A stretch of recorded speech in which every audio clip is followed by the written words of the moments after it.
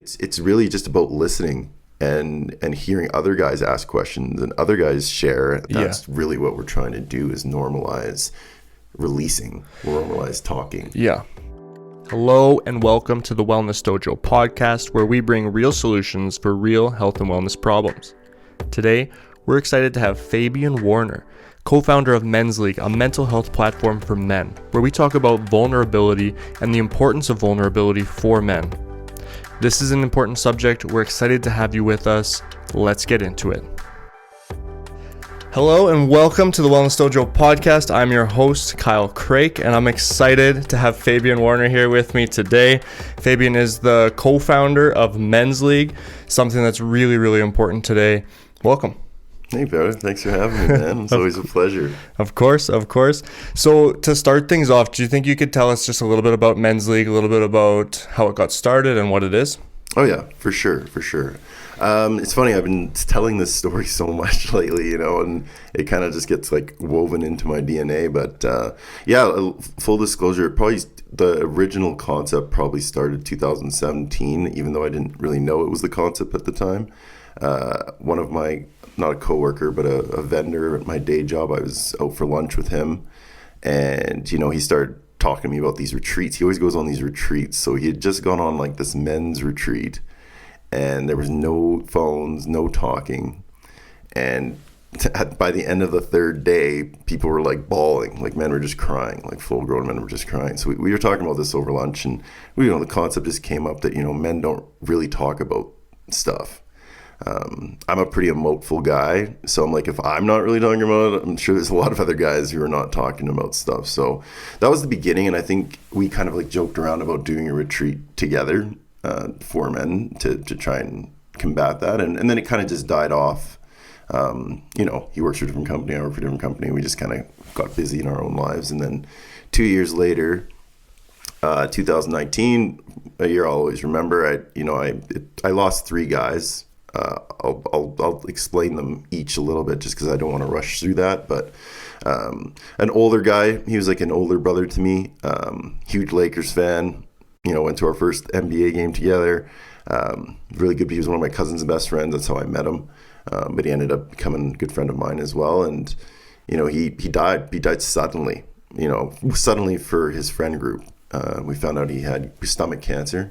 But he was gone when we found this out. And with him, it was just like, he was that kind of dude that would just always check in on you and be like, because he moved to the States, even if it was like 8 months, he'd just write a text and be like, what are the Lakers doing? And he just kept the conversation going. But the thing with him that really stuck to me was that his funeral, and again, he's a little bit older than me, so his friend group and my cousin, they're a bit older, and seeing how they responded to it, some of them were just so angry that like they didn't even know.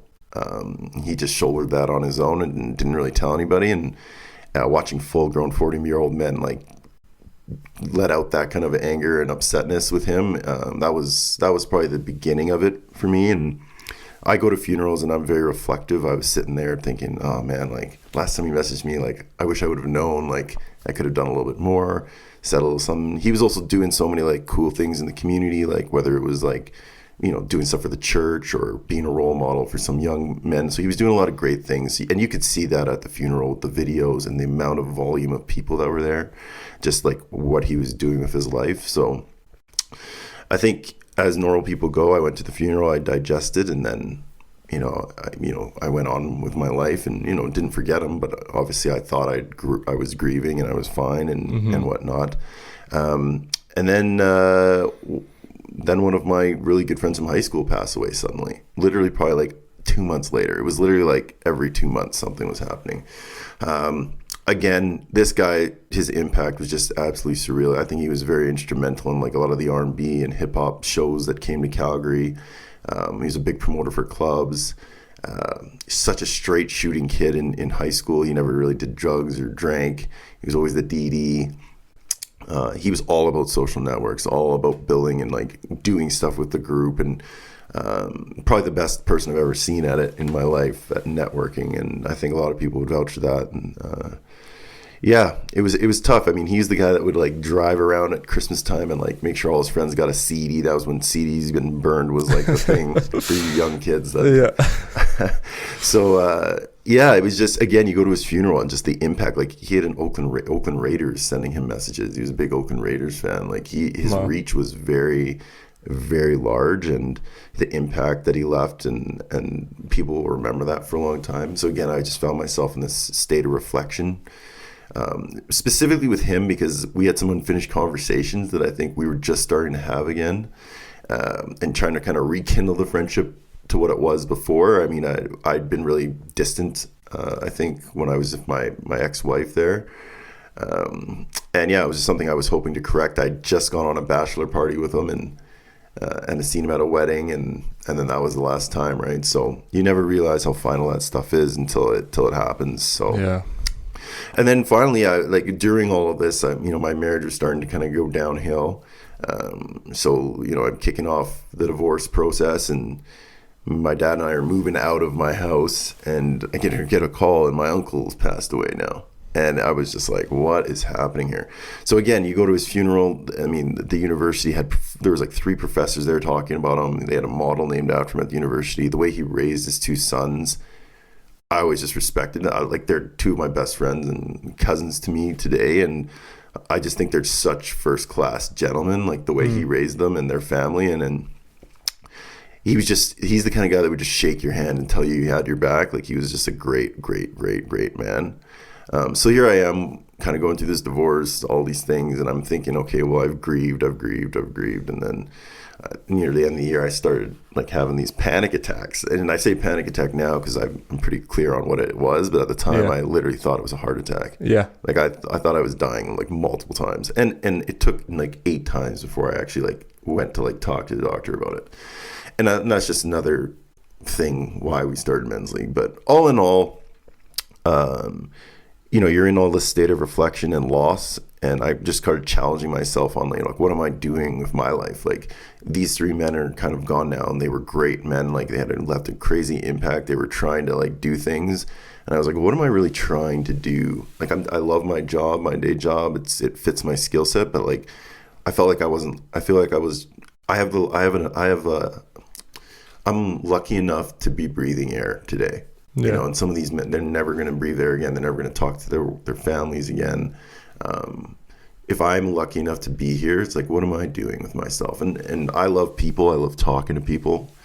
I've been lucky enough to go to like all the parties when I was growing up. I played on the sports teams. It's like, but I also played video games, and I was a nerd, and like, I liked the Magic cards and all that kind of shit, man. And it was just like, I think I can do something with this. And really with Derek, my partner, we also have another partner, Katrina Shaw, so I should say partners. He's one of us, because he's the original partner. It was New Year's at the end of 2019, and I went to his house, and there's 2 other gentlemen there, and the concept just kind of got brought up. We just started talking about men, and I just brought up that thing about men, struggling, and then the guys kind of latched on to the idea, and I said, I'm going to make a company called MenzLeague, and whatever, and like Derek specifically like latched on really hard, and we stayed up till 5 a.m, listen to like one Kanye song on repeat, and just like I'm like, like we can do this, like and honestly, man, it was really just going to be an event to start.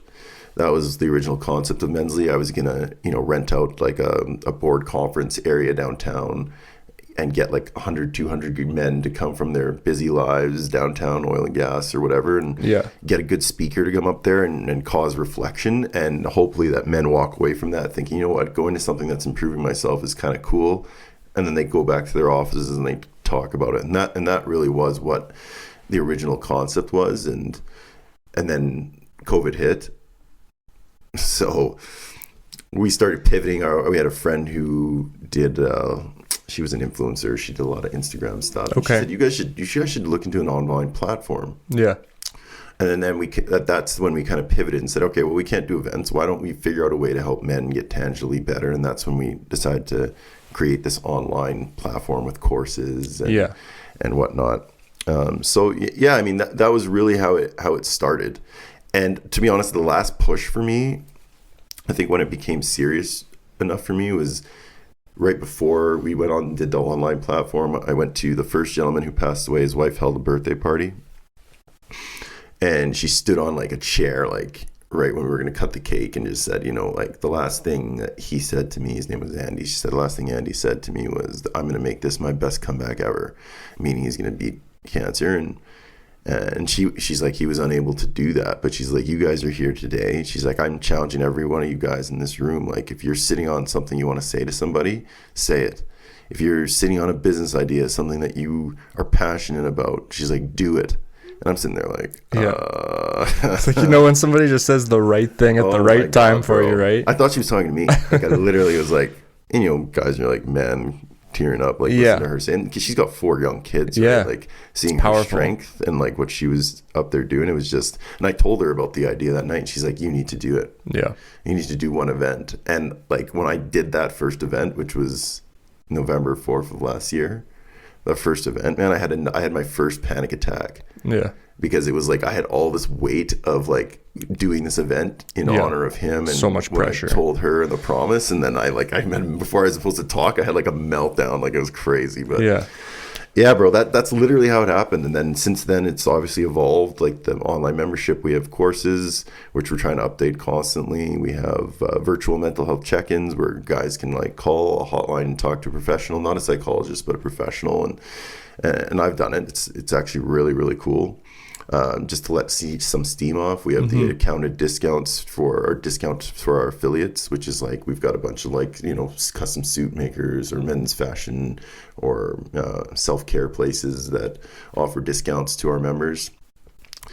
And yeah, that was pretty much how it came, man. And now obviously we've pivoted and we're looking to open a clinic in end of August here in Calgary. The plan's to have one in every major city in Canada at a minimum. Once we get this thing up and going, we'll see how it goes. But we're trying to offer men, no matter what stage they are and in what they're trying to find, we want to have an option for them. If they don't feel comfortable in person, then we have our online space. If they want something a little bit more professional, then, you know, we've got the clinic. Like we're trying to make, every person's mental health is different. It's tailored, it's personalized, and we're trying to make sure we can honor that. So it's really what it is, man.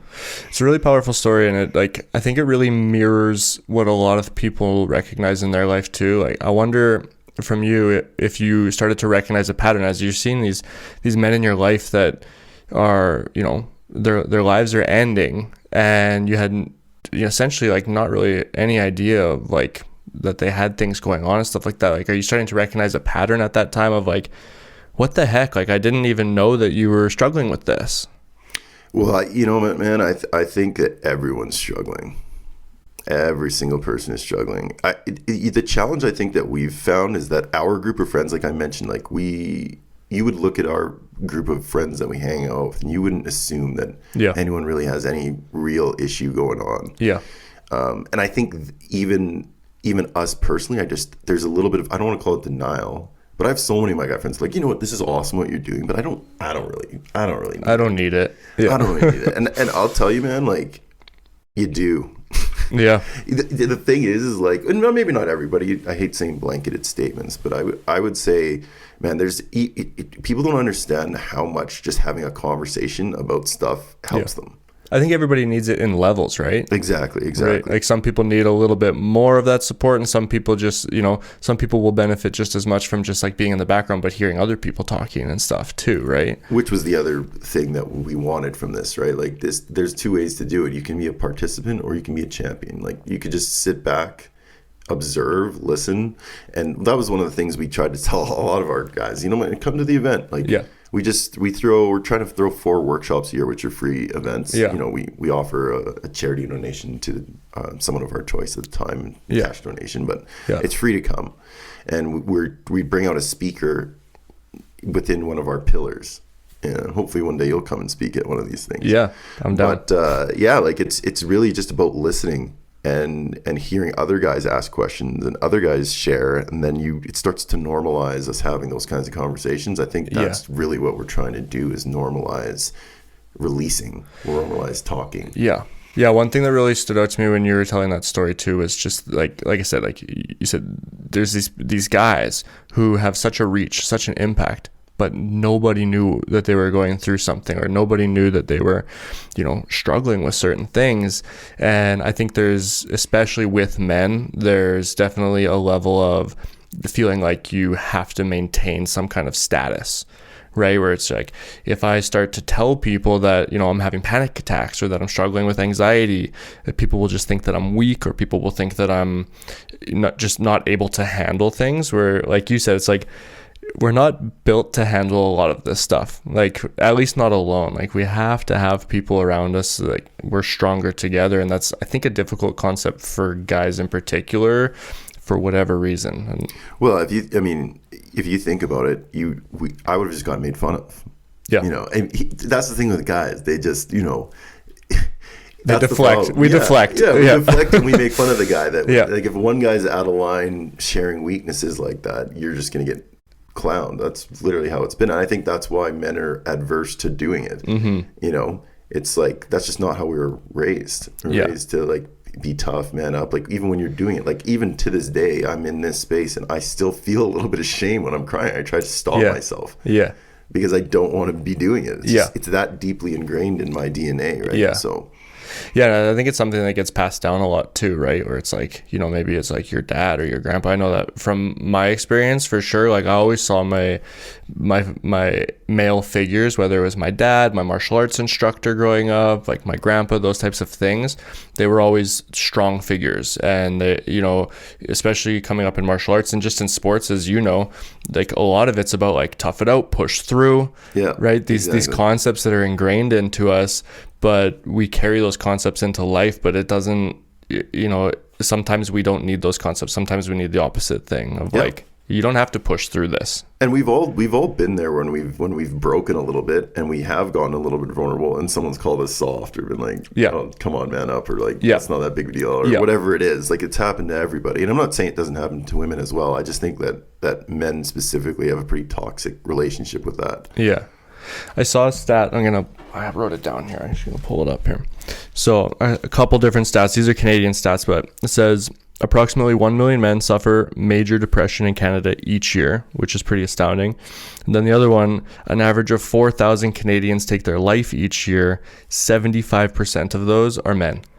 Like, that's insane. That's very daunting. Yeah. Right. Yep. And I think it really speaks to like what we're talking about, this like men just not speaking up. Like, imagine if some of that 75% just reached out to even just one friend about something, and maybe they did. Like, again, I don't want to make like overgeneralizations here, but I would assume that a lot of those men were afraid to reach out and afraid to feel that vulnerability, right? Yeah. I don't even know what to say about it, man. Like, it's just it's definitely something that we need to work on. Yeah, I think and that's just two stats. Like, I think like physical violence, crime. Mm-hmm. Like, I saw a stat, and it was like over 92% or something like that of murders in the world are committed by men. Yeah.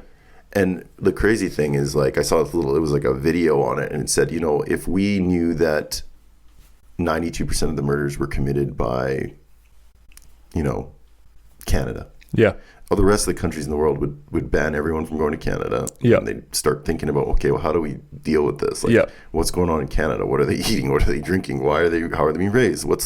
Why are all these, but because it's men, I think it kind of gets, all these things just kind of get pushed down the line. Yeah. And it's just a staggering number. Yeah. It's almost become like normal, where that people see that and it's like, yeah, that makes sense. Yeah. Like, they see that face and they're like, yeah, that makes sense. Exactly, man. So right. Suicide is definitely one that it's a deep, deep topic, man. And it touches a lot of people. And again, I think the thing with death in any fashion is it's so final, and there's so many people that never got to say anything to the person, and then you beat yourself up for not asking earlier. Yeah. And we just go down this cycle of, and I mean, sometimes it's hard to see because we don't want to see it, I think. And I just think it's going to take time, and we're just going to have to keep bringing awareness to it. I think the athletes all speaking up is really helping this. Yeah. You're seeing men acknowledge that they're vulnerable in a high-end like a high-end position in society, I think that is very, very, very beneficial. Yeah, you're starting to see more and more people talking about it and kind of doing things about it. Like you said, athletes, celebrities, which is really encouraging. But I mean, we have a long way to go, right? One of the things that I really love about MenzLeague and what you guys are doing is that community aspect. And I think that's something that, we can talk about why men aren't vulnerable, but I think it's also important to touch on why it's important that men are vulnerable, right? And I think a big part of that is that togetherness. And I know from, joining some of the group chats and stuff like that with MenzLeague, there is definitely a sense of togetherness. And I don't know what have you seen in those groups? Like, have you seen people change even like within like that 90-minute call and stuff like that? Oh yeah, man. Oh yeah. I mean, you don't throw out any individual names or anything like that, but I've seen lots of people reach out before they even came. I kind of explained what it was. People I even know that have joined and they come to the calls, and we get into, these calls have been really awesome in my opinion, just because we've had a lot of, like, we've had guys like you, we have a lot of people that are in the space that support what we're doing, that have a lot of good feedback. So for guys that are newer to it or know that they're looking for something, like I'm thinking of one guy in particular that told me, hey, man, I don't know what it is, but I want to do something with my life. I want to do something different. I want to be a better boyfriend than I was with my last girlfriend. I want to be, I want to be a better son to my parents. Like, I don't want this to be my life.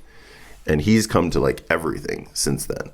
Yeah. And you can just see the change in him, and hearing other guys talk about their struggles and him kind of normalize that and bounce stuff off of guys. I think that's really what this is about, right? Is normalizing those conversations. If we can get to a point in 10, 15, 30, however long it takes, where that's the normal thing, I think you're going to see a lot of those statistics start to, I'm not going to say it's going to eliminate it, but I think it's going to reduce a lot of those negative statistics. Yeah. We see it with community, even in sports and stuff like that, where like the impact that it can have on somebody. But then, if you're a guy listening to this and you do struggle to talk about maybe your feelings and those types of things, imagine that idea of a sport, but you're going into it knowing that this is an open place where you can be vulnerable. You're not going to be judged. Like, that's what MenzLeague gives people, right? It's that community feeling where you're going to go in, you're going to benefit from just the community alone, but then also knowing that you're not going to get ragged on for talking about these things and stuff, right? It really is like a safe space.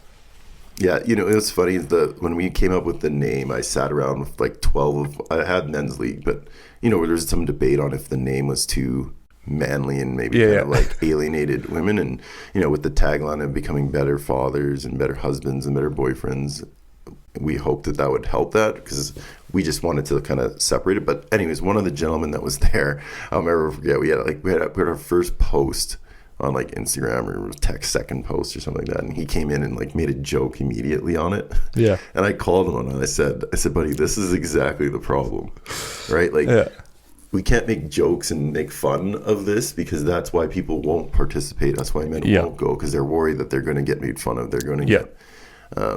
So it's interesting, because that's how I always think of things. I'm like, if I have guys that support me, that are in my circle, that were there at the conception of this thing, making jokes once in a while and not 100% participating, it's going to be tough for guys outside of that group who don't know me, who don't know, to 100% be all in.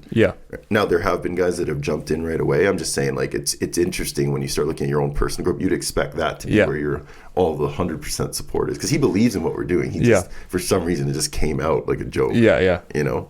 But from being in a little bit of it with you guys too, like even just like the atmosphere, it's very not, it's funny because you almost want to try and create like a balance, I imagine, right? Where it's like, okay, we're not too like, fluffy and always talking about feelings and stuff, but we're also not like just joking around and kicking it. Like, there's a good balance within those conversations and within all the meetups and stuff like that, of like, we're here to support each other, but it's still fun, and it's not always too heavy or anything like that. But when it does get heavy, like, you have this sense of it's okay, right? And I'm feeling supported, and people aren't judging me, people aren't joking about it, and also the confidentiality, I think, is a really big piece of it too, right? It's like, you can go into this, you can actually talk about things, and it stays within the group, and that's important for a lot of men, I think, too. Yeah, no, 100%, man. That's really what we're trying to foster, is a place where guys can like come in. And to be honest, the way I look at it is we come up with a topic that we know has some weight to it, that's not like too fluffy. Yeah. But then we just have conversation like we normally would. We say hello, we talk about stuff, and then we introduce the topic, and then we let whoever wants to. Usually if you get a couple people sharing something personal of themselves, I think that really helps the room, and you just got to lead by example and be willing to share those kinds of things. Yeah. Do you have experience yourself with like struggling with that vulnerability and like just having like a hard time getting out? And then I'm also curious, when you did be vulnerable, like what was the difference that it made for you personally? Oh yeah. I mean, this whole thing's based off vulnerability, man. Like, and full stop. I was just on another pod where we have a little bit of an agreement with this other company, the Modern Masculinity, and we talked about vulnerability, and it was interesting. Like, they asked if we think vulnerability is necessary, and I think it is for some people, and I think the levels of vulnerability also is interesting because like. You can be vulnerable and then not be vulnerable at certain other things. Being vulnerable doesn't mean that you have to share every waking emotion that goes through your body. Yeah. What I think vulnerability to me means, and how I personally, yes, I just did, classic example. And it's funny because the whole thing about MenzLeague was vulnerability. It's like I was going through all these things, but I wasn't sharing that with anybody. Yeah. Because I thought that I just had it under control. Yeah. And then I got to the end with the panic attacks, and then I like couldn't control it anymore. And then it was like, oh shit, maybe I should talk to someone. It just happened to me again. I just recently got a promotion at my day job, which comes with its own stressors. I have to hire someone to do my old job. I've got to kind of learn these new tasks that I'm kind of not 100% familiar with. And there's a lot of, not a lot of pressure, but when you're the manager, you have to execute on things. Otherwise stuff's not going to get done the right way. So there's that happening. I just mentioned we're opening a psychology clinic, which is probably the biggest financial decision I've ever made in my life. It's a pretty big, it's a risk, but it's something I'm passionate about. So we're doing that. So that comes with its own little bit of stressors and deliverables and buy-in. I mentioned I have two partners. They have expectations on me. My day job has expectations on me.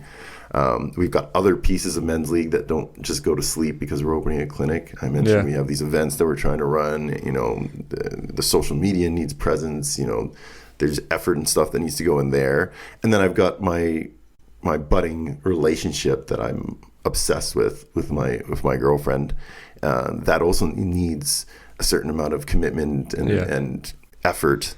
And I was away on like a road trip for work, and I had come back, and I was supposed to. Well, my girl was going to an event with her friends. Okay. She really wanted me to be there. I'd been gone for like 3 days. I was exhausted. I was tired.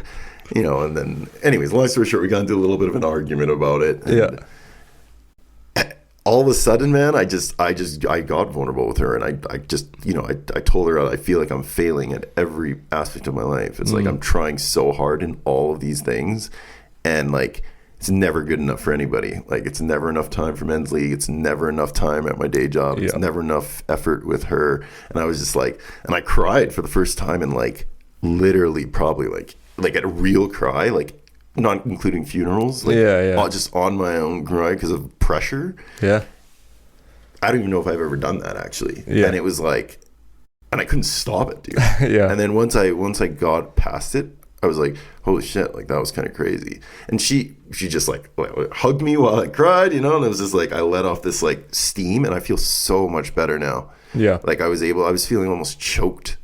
But being vulnerable with her in that moment was massive for me, because then I was like, I got to like be my true self and just let out everything that I was going through, and it was, So I think vulnerability too, like something you just like I think really touched on, is being vulnerable as a man can really show you the relationships around you a lot too.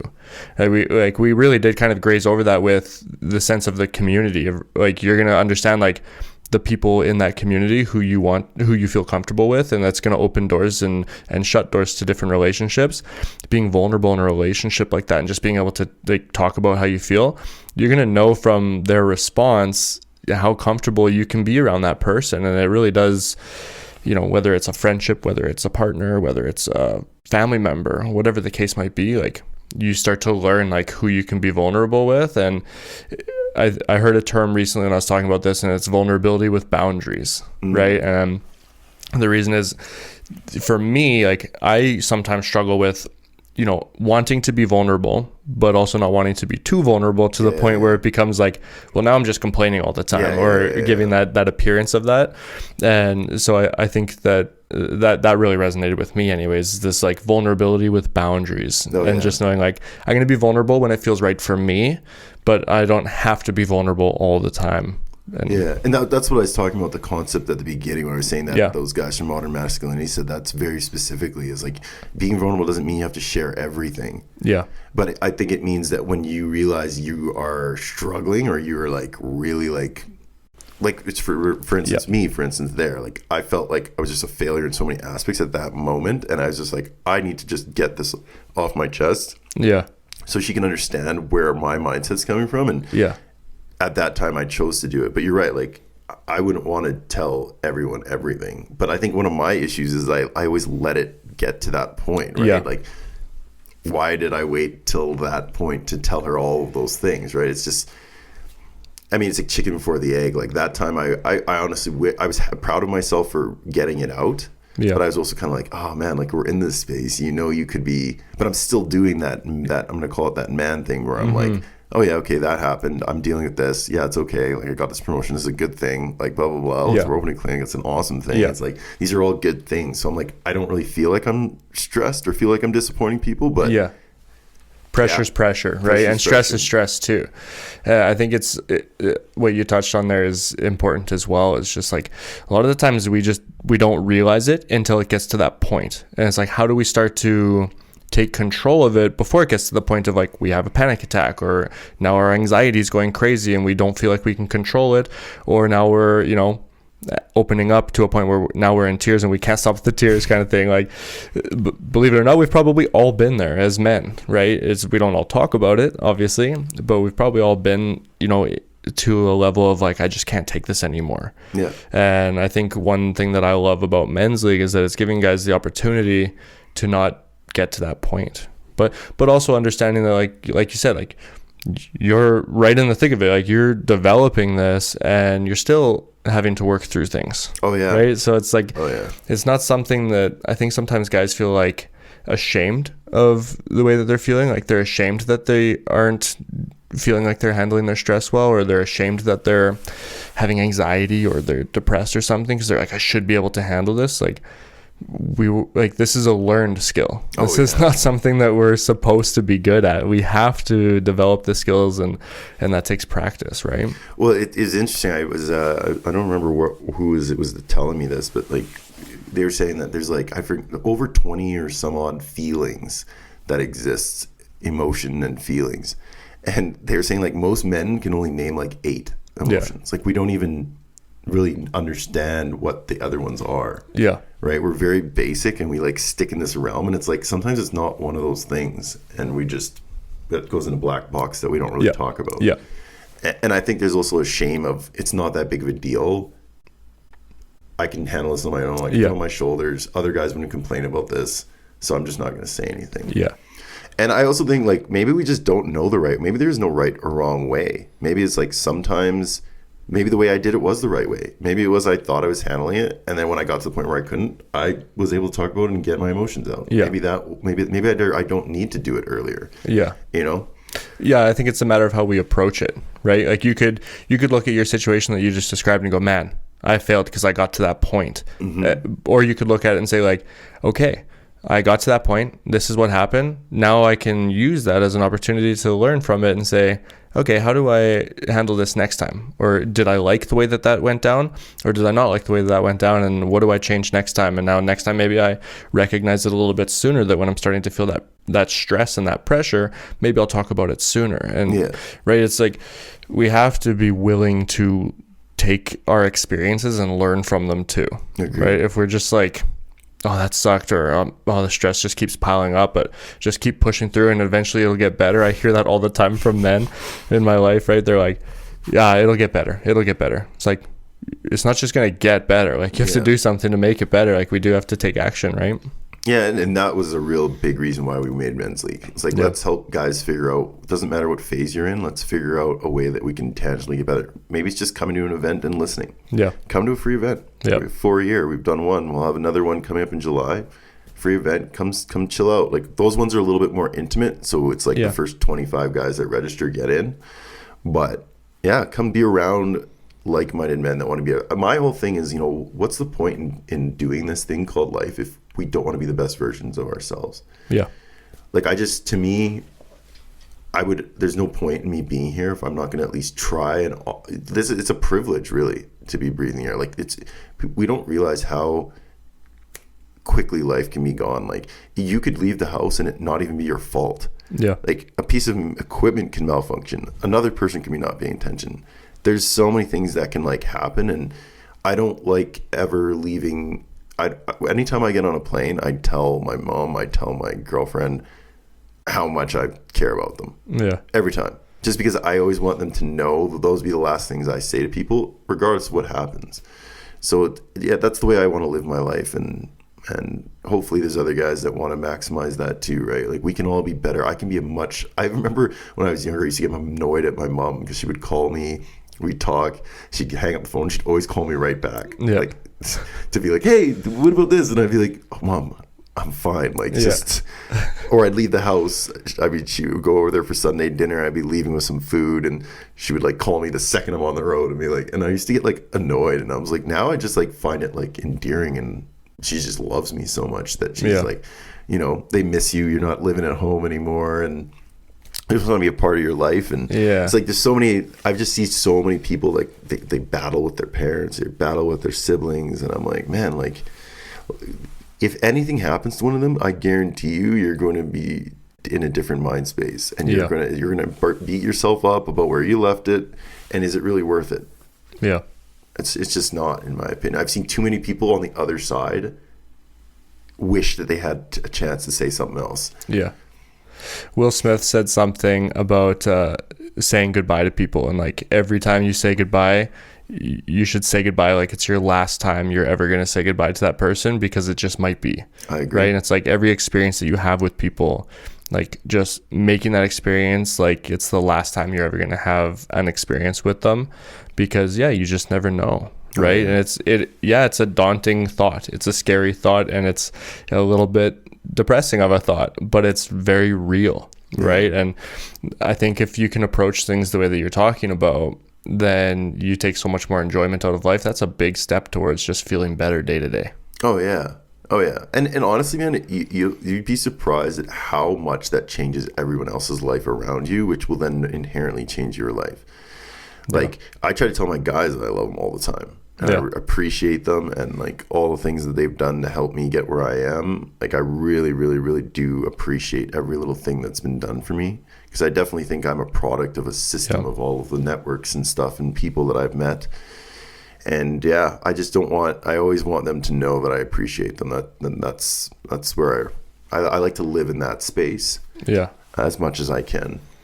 Well, it speaks through with what you're doing, right? Creating MenzLeague and creating these spaces for men to really thrive with each other, and giving people an opportunity to, take full advantage of their life and not live in pain, right? Emotional, physical, whatever it might be, whatever guys are going through, like, have a space where you can start to work through it. I think that's so important. So yeah, I mean, if we could make it cool, man, I think that's really what we were hoping in, is that, like, right now mental health's either like it's just blanketed. That's how people sell mental health. It's like, oh, here's this company that does this. But I think if you want real success, you have to tailor it as much as you possibly can. It's such a personal thing, and I don't think a blanket approach really makes people feel wanted, or makes them feel safe, or makes them feel like, I think mental health could be cool. And I think we just athletes are helping with that. I think we just got to change it. Like, going to the gym to maintain your body, but why is going to talk to a psychologist, or